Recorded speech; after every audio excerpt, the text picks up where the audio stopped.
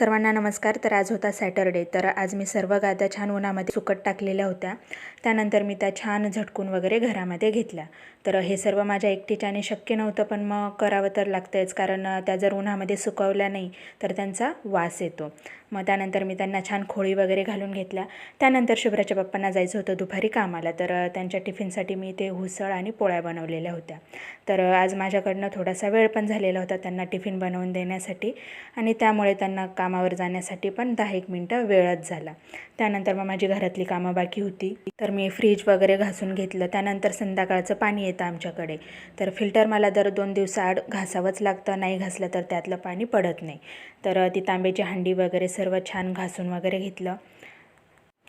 त्यानंतर माझी काही किचनची स्टाईल पण थोडी घासायची राहून गेलेली होती, मग ती पण मी घासून घेतली, कारण मला रविवारी किचन धुवायचं होतं. मग आजची मी जी किरकोळ कारकोळ कामं होती ती सर्व उरकून घेतली.